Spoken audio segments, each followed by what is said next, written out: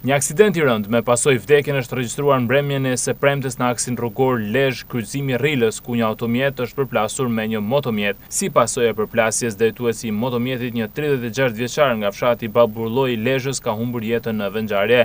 Sipas policisë, aksidenti ka ndodhur rreth orës 21. Automjeti drejtohej nga shtetasi MP 23 vjeç banues në Lezhë, ndërsa motomjeti nga shtetasi Paulin Marku 36 vjeç. Pas ngjarjes, drejtuesi i makinës është shoqëruar në komisariat për veprime të mëtejshme procedurale.